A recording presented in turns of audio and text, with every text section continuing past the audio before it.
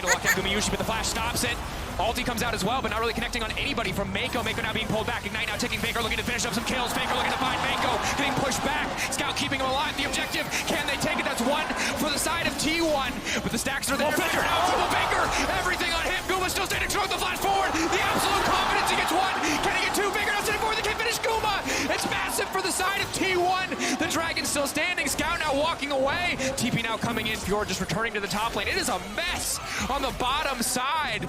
Scout still in the area, but T1 will finally take the Cloud Dragon. And we see T1 playing for those outplays, playing back. I believe once Faker gets here, it's over. It really is. I mean, he has such a good angle here. He can go on absolutely anyone. He can go over the wall into Scout. He can go into Viper. Luckily for Viper, he dodges out on that Shuriken. Faker would have taken it back. And there was a lot of question marks around T1 coming into this tournament. Getting 3-0'd by Gen.G, going to 5 games against Down. They pull back. Honor now pushing for the kick. That's going to be the hostile takeover. How much is it going to do? Ornal going in, but it's not hitting nearly as many targets as they need to. JJ now going to get taken down. Zeus finding the reset, finding the healing circle. Mako now going to get taken down. The bailout, again, is going to be useless. Faker fishing for Viper. He's going to take him down. Flandra.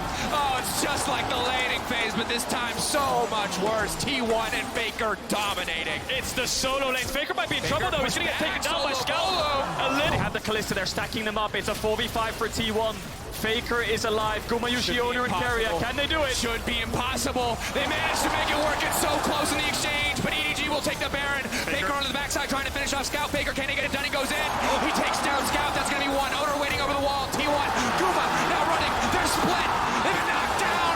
They might just be knocked out. TP coming in from Faker for the triple. They bounce back in playoffs. Ooh, holding my thought here. Two members of Fnatic step forward there. Ward is instantly cleared out. No, actually, final hit, last one to go. Sand Soldier pops up. Small advantage here, not going to get just yet. They get the ward and the crowd goes wild! On the offensive, Humanoid gets a good trade. New York going mad for Blabber killing the Scuttle Crab. They know why. Jensen is at threat of being tower dove. That point and click CC will follow. Helisan gets caught up by the trench line. He's burning. He's chunked out. He's bailed out. The Berserker's running for his life. Cloud9 get first blood in New York. Oh, the Nautilus Force fan, he does it on the... Find him on that control ward. Razor gets the crab though, or the raptor. That's it, that little Scuttle is going forward. There's the Emperor's Divide. Blabber's running for his life. He's popped the flash into the river.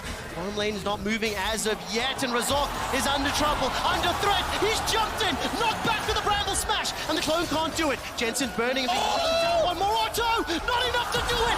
Flash for flash, traded. Jensen gets out with his life. Wonder's coming though, can he pull him over? No, he cannot. The snipe fails. Cloud9 survive. Oh my word, Fnatic, they're not quite able to find any kills. Sven is able to get away with his life as well, but the damage is still being done to Cloud9. Look at how it is on the top side of the map. The question is, how much information do Cloud9 have of their opposition? You can see a number grouping up in the bottom side river. They have their eyes on Humanoid. He sights Oh, stepping forward. That was beautiful, Betty. very clean play there from Humanoid. Fancy feet. Grouping up to use that Herald to break down this mid tower, and look at the engage coming in from all angles. It's such a nice timing here too, because Maokai ultimate from the right, Renata ultimate from the top, and double teleports from the bottom. They surround Cloud9 from all sides there, and you see a very late teleport called for Cloud9. They really didn't want to have to use it. They didn't want to have to fight that, because the setup there from Fnatic was so good. To 8,000. Fudge can hop over that wall if he wants. Flank, Flash double available flank. to him. Dragon is now being focused, being chunked. The engage is thrown out as Berserker gets in here full channel on the bullet time. Jensen is popped! That's already a double kill coming out of Upset. Turns his attention to Sven, and Humanoid picks that one up. Two members of Cloud9 reeling. The Mountain Soul secured,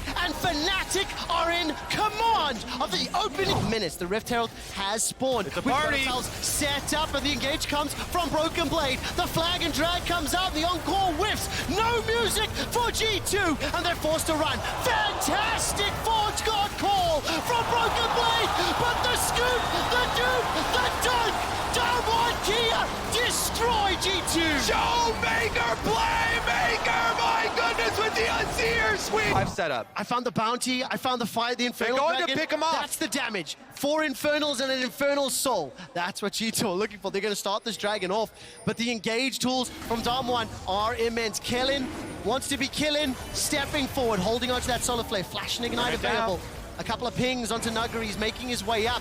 Down one, are cutting off the escape route. They're cutting off the engage. There's the solar flare. It's dodged away from for now, but Broken Blade is being burned down. The beat drop is going to find the roots as the encore is still available. Call of the Forge God flies out before Broken Blade goes down, and Canyon is gifted the Drake. Now D2 are running for their lives. Zenith Blade finds Yankos, he flags, he drags the final spark and dash of life as Flacken and Targamas are jumped on by Nuggery. He's got one as Showmaker gets one on the backside. Caps drop the last man standing. Day1, ace, G2. The patience from Day1 is flawless once again.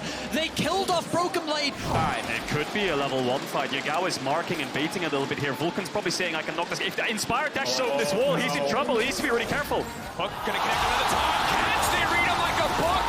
Vulcan running for his life, but an easy first blood for JDG. And that's all scouting, that's all tendencies. EG wanted to get a ward level 1 to track the Viego pathing, and JDG instead. I will say, though, both junglers have been pretty proactive and peeking in the enemy jungle, trying to get that information. We even just saw Knockup Kanabi coming down. GP ult going through. Ignite taking Vulcan now in trouble. White Gun's coming out. This is not the fight they were looking for.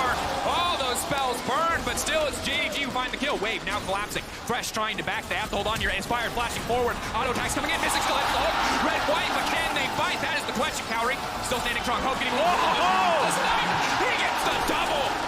Things worked out at the end for EG. You can understand what they were going for. Cannon barrage was up. They were stacking the wave. Inspired was there. 30 seconds on the Dragon is a timer that you want your champions to be out on the map, but they're gonna engage. Cage now coming out, trying to burn down a single target, but here comes the Devour. They're shutting it down. GP ult coming in. TP now coming in. Inspired on the backside. Cowrie still standing strong. They managed to find one, but now it's the resets coming in for the Viego. And this is big, but he's taking the top catch. Now getting pushed away by Yagao. Cowrie standing strong. Cowrie, no! Getting knocked down. JDG, the confidence to take the fight. One Devour is not enough. JDG find it. EG overstepped. Jojo Pyun has no flash, and 369 is quick to punish it on the engage. Cowrie tried his best in that fight to dish out as much damage as possible, but JDG stands strong, and they're going to get a Baron as a reward. Exactly. They already hit about the speed of their Baron. Even with only having a couple of members up, Yagao going to be able to absolutely shred this. And honestly, might even be able to finish this in time to get the resets off. Yep. With Dragon approaching in 40 seconds. They're going to have 5 Baron Brows, so let's look at this again. EG trying to contest a mid-wave, 1 minute 30 seconds away from the Dragon. A bit questionable when impacts on your top tier 3. Ult connects. Yes, the ETH comes in, but how can Jojo Pyun reposition? But meanwhile, Aphelios is in the mid lane. He's got his eyes on the prize. He wants the Nexus, not the Baron. And this is where the dance will end unless they can find an engage. Vulcan looks for it, no flash though. Vulcan fishing Yagao still untouched for now. The Crown of the Shattered Queen disabled by the GP ult. 369 coming over the wall. Vulcan getting shredded, and now the resets can start to come He's through gonna from die. Kanabi, but they're trying to get the kill. 369 taken down. Yagao goes under the ult. Completely whiffs. Cowrie untouched on the backside. TP now coming in. EG maybe, just maybe can get the fight, but Kanabi. Big! And oh, baby! It's a 200 years moment. That ult from Aphelios was everything. Hope has arrived, and he just did one. So Gen.G maybe have to cross map here, keep their members topside, try to threaten this top tier 1, try to dive, breathe. Lahan's coming in, now grounded, gonna throw him back in, not quite gonna hit the root. He's leaning over, now he's looking for the 1v1 with Ruler. Ruler running. The snare, where's it going to go? Lahan's chasing him down, the Singe feels like an inevitability. Breathe just slowly, but surely getting burned down, but no! What the? Wait, what? How does he get one back?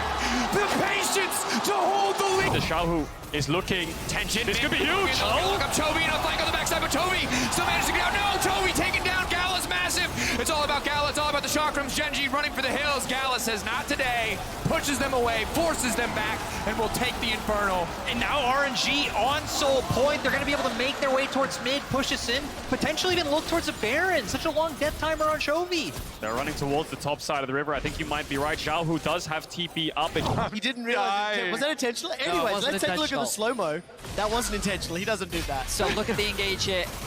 It was a clean engage from Amadagi. Everything lands. He's just waiting for the ultimate, but then he gets rooted up. He gets stunned by Gemini into the root from the gravity field, which means that he gets locked up long enough to allow CFO to secure that kill. Beautiful play from the mid-jungle duo. The synergy coming in clutch. Gemini's timings have been so... They cannot claw it back. It's important. Stop conceding gold. Stop conceding Teleporting kills. in. Do not concede this Baron. Don't let it get stolen. You are the Thieves. He's looking for a flank opportunity, but he won't be able to find it. Will be spotted out by Mission. Abadage hang on the flank, the engage from Boza. Oh, the double bluff was great, but it doesn't set up the kill. Abadage forced to run for his life now, but it's been interrupted. Rest is trying to end 100 Thieves' world. There is too much damage, too much chase, and flying Oyster kill 100 Thieves. A triple kill.